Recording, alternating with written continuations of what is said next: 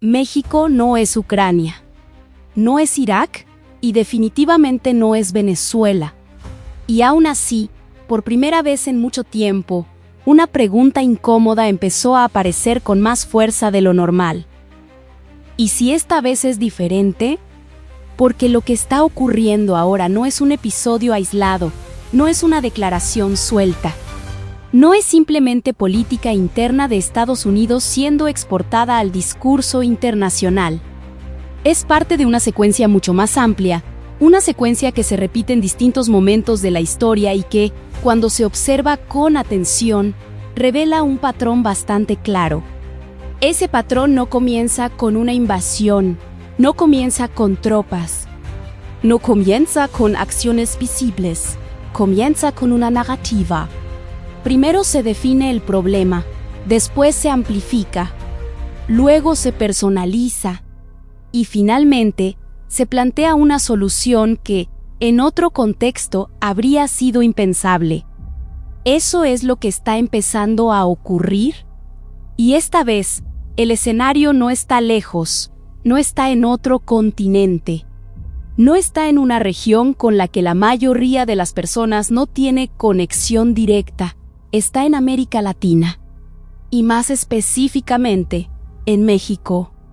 Todo se encendió con una frase que en apariencia no tenía nada de extraordinario. Naup afirmó que los cárteles están tomando el control de México. Pero lo realmente relevante no fue esa afirmación. Fue lo que vino después. La posibilidad de intervenir. No como un análisis académico, no como una hipótesis, sino como una opción. Y en ese momento él cambia. Porque cuando una potencia global menciona la posibilidad de intervenir en otro país, el contexto deja de ser retórico y pasa a ser estratégico. Empieza a moverse hacia el terreno de lo posible, pero aquí es donde ocurre algo clave. La respuesta de México, y esa respuesta no fue ambigua. No fue diplomática en el sentido tradicional. No fue una evasiva cuidadosamente diseñada para evitar conflicto. Fue directa, México dijo que no. Y no fue una sola vez. Según la propia Claudia Sheinbaum, esta conversación ha ocurrido en múltiples ocasiones. Y en cada una de ellas, la respuesta ha sido la misma: no pueden entrar. Porque México es un país soberano. Porque las operaciones dentro del territorio nacional corresponden únicamente a sus propias instituciones. Porque permitir la entrada de fuerzas extranjeras no sería cooperación.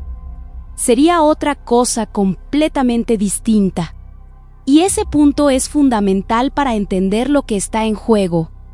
Porque aquí no se trata solamente de combatir el narcotráfico. Ese es el argumento visible. Ese es el punto de entrada de la conversación. Pero debajo de eso hay algo mucho más profundo. Hay una discusión sobre poder, sobre control, sobre quién tiene la capacidad de actuar dentro de un territorio. Y cuando esa discusión aparece, la conversación deja de ser técnica. Se vuelve política, se vuelve estratégica, se vuelve histórica. Porque no es la primera vez que una narrativa de este tipo aparece. A lo largo de las últimas décadas, hemos visto situaciones similares en distintos países. Irak, Afganistán, Libia, cada uno con contextos distintos, con justificaciones distintas, con resultados distintos, pero con una estructura narrativa sorprendentemente similar. Primero, se plantea que hay una amenaza. Después, se argumenta que esa amenaza no puede ser contenida por el propio país.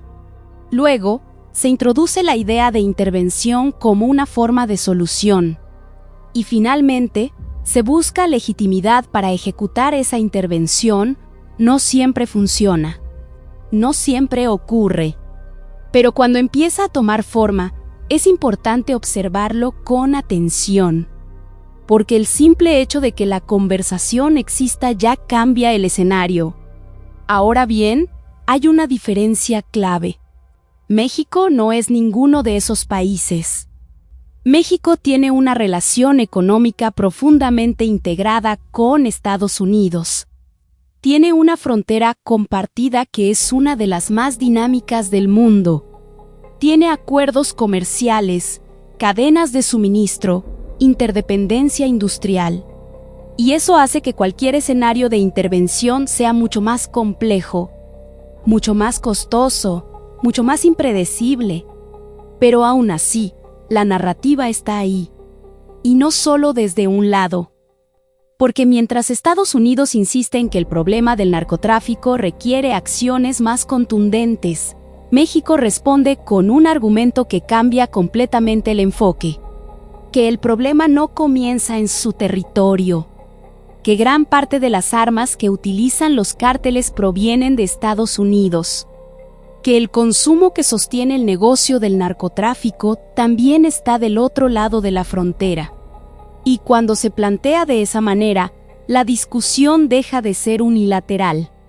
Se convierte en un problema compartido, un problema estructural, un problema que no puede resolverse con una sola acción. Y ahí es donde surge una tensión fundamental. Porque si el problema es compartido, la solución también debería serlo. Pero las estrategias no siempre reflejan esa lógica.